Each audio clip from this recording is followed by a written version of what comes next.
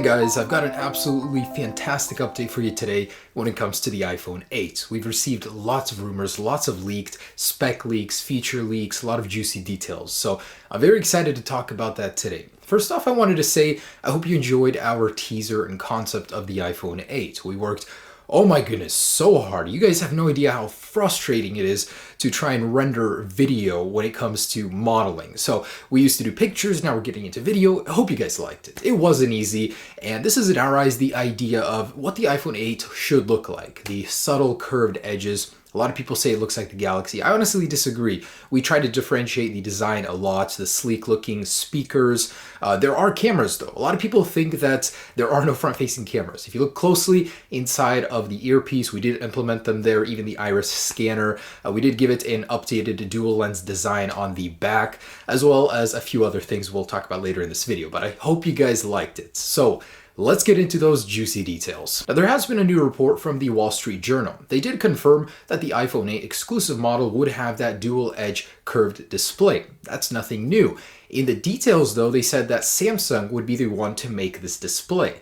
Personally, for me, no complaints. I think Samsung makes the best displays on the market right now. So if they can get some of that goodness into the iPhone, so we can have that organic LED display, by all means do it. It's just kind of funny that these competitors do collaborate once in a while and bring Samsung parts to iPhone. And they did confirm that there would be no home button on this year's iPhone 8. No word about the cheaper 7S models. Exclusively, the iPhone 8 will not have one, in favor of a chin area. On the bottom of the display, there will be a certain function area for keys, which I'll talk about in just a second, but I just wanted to mention that Wall Street Journal confirmed this, a very reputable news source. So they did go on to mention USB-C. That's probably one of the biggest points I wanted to talk to you about today, because the iPhone 8, if Wall Street Journal is saying, is actually shifting to USB-C, that'll be pretty monumental. I mean, I honestly just don't see it happening because of how much money and effort Apple's put into their Lightning-based connector. But USB-C ultimately is a very smart choice for Apple. It might raise the price of the iPhone by just a little bit because of licensing fees,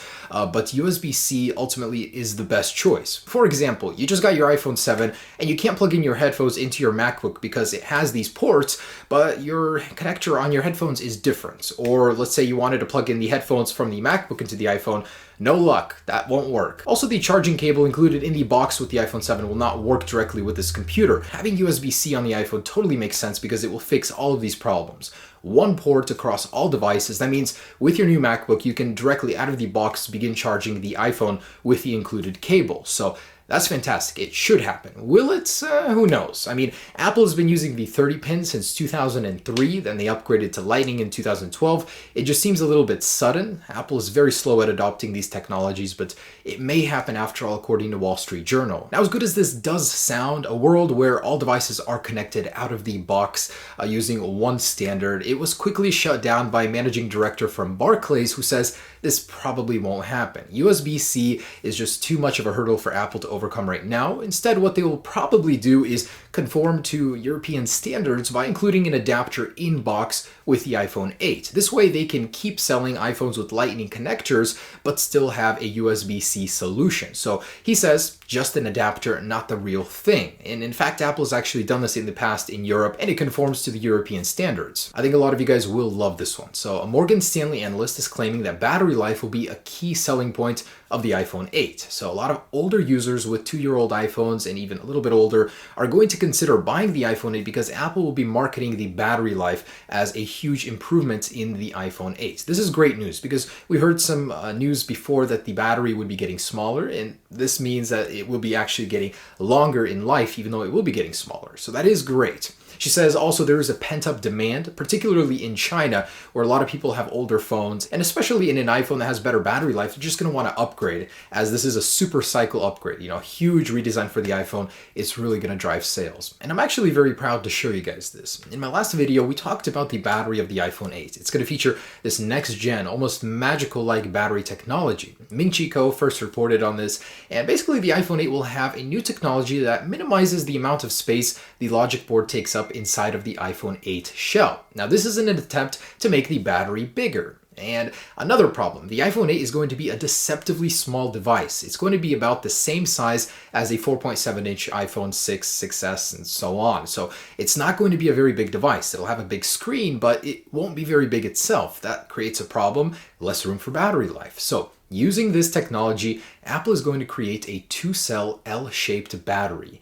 And this is what it will look like. We've actually animated it and created it just to give you an idea of this new technology. I was so excited upon hearing this that I immediately wanted it to be modeled and showed to you guys. So here's the battery and here is the actual logic board. It's stacked. So Apple is going to be using a new stacked technology in order to minimize the space taken up by the logic board, but everything will still be there, just very, very compact. This means you can get a bigger battery than usual, 2700 milliamps versus probably something much smaller if they didn't use this technology inside the shape of the iPhone 8. Now, it's 200 milliamps smaller than the iPhone 7 Plus, which is 2900 milliamps. Ming-Chi Kuo did say that it would be comparable or possibly even better battery life than the iPhone 7 Plus. And the fact that the iPhone 8 is going to have that very efficient organic LED display and the new 10nm A11 chip means it'll be extremely efficient. Also from my man Ming-Chi Kuo, he has actually detailed the resolution of the iPhone 8. He says there will only be 5.15 inches of usable screen space,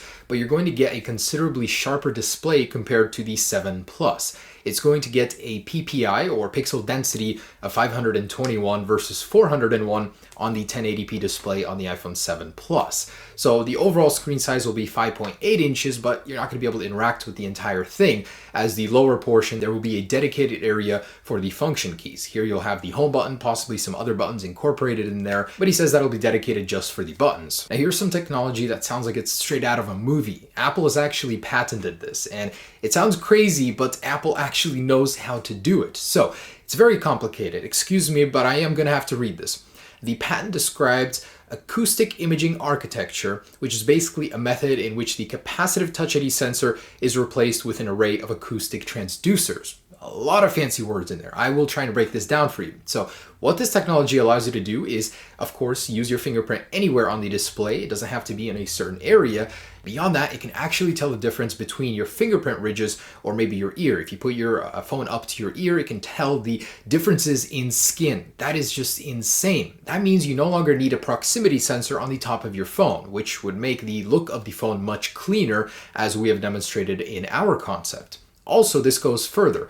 Not only can you put it on the display, you can actually put this technology anywhere on the phone, on the outer ridges of the display, or completely on the back shell of the phone. So this opens up a whole world of possibility without a home button. That is just crazy. We're unlikely to see this on the iPhone 8, but future iPhones may actually incorporate this technology. So TrendForce has released a new report. These guys, I don't talk about them much, but last year they predicted that the iPhone 7 would have 32, 128, and 256 gigabytes of storage. So in this report, they are saying the iPhone 8 will come with only 64 and 256 gigabytes of storage. So you get a very low one or a very high one, no in between there. Also, the iPhone 8 will have 3 gigabytes of RAM, so it won't have an upgrade over the iPhone 7 Plus, even though it does have much more pixels to push, but they're saying it'll stay the same. And Ming-Chi Kuo said the iPhone 8 will have a revolutionary front-facing camera with 3D modeling abilities. So from a simple photo, you'll be able to model the basic structure of your face, possibly replacing Touch ID with this, using algorithms from a company they purchased back in 2013 called Prime Sense. It's really cool, the possibility of this, and Apple is supposedly working very, very hard to make it happen. They want this to be one of the key selling points of the iPhone. And further confirming this rumor from Ming-Chi Kuo, Apple has just purchased a startup from Israel called RealFace that allows you to take a photo and quickly model a 3D image from it. So, this all adds up. There really will be a huge upgrade to the front-facing camera on the iPhone 8. It doesn't look good for the iPhone 8. The possibility of a $1,000 iPhone is becoming more and more real. So an analyst from JP Morgan is saying that the technology used to make the 3D modeling happen with the front-facing camera will cost $10 to $15 per device. Margins are everything when it comes to selling a device for a good amount of money. Plus, Apple has to market it, package it, sell it. It adds up. So this means the reality of a $1,000 iPhone is really starting to stack up. Plus, there will be that 3D Touch Gen 2 that will be $5 per device. In case you guys didn't know, an iPhone overall costs about $200 to $250 to make. So having these parts cost so much is crazy. It really will add up.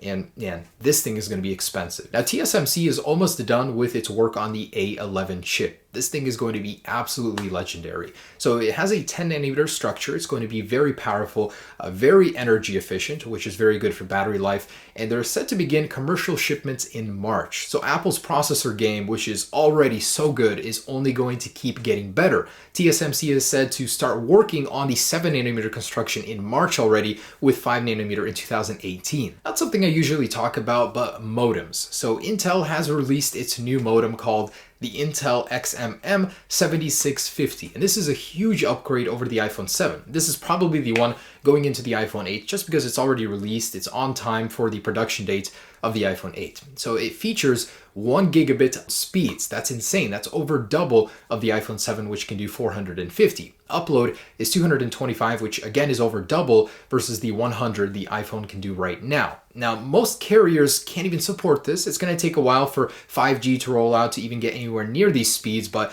it's good to be future-proofed, of course. The best thing about this modem is that it now supports CDMA. That means it doesn't matter which carrier you buy your iPhone from, as long as you unlock it, you'll be able to use it on any carrier. Currently, if you buy an iPhone 7 from a T-Mobile or AT&T, you won't be able to use it on Sprint or Verizon. But if you buy it from Verizon, you can use it on AT&T and T-Mobile, which is very confusing for consumers. But this new modem in the iPhone 8 will allow you to use the iPhone with all carriers, just as long as it is unlocked. Anyways, guys, that's the latest on the iPhone 8. A lot of exciting stuff. Much faster LTE, that beautiful display, better battery life, the 3D sensing camera, even USB-C. This is shaping up to be quite the release, and I'm so excited for it. But just wanted to say thanks for watching. As usual, I'll keep you updated on all of the latest news. I'm so excited. So excited. But first, the S8 comes. Anyways, guys, have a great day. Peace.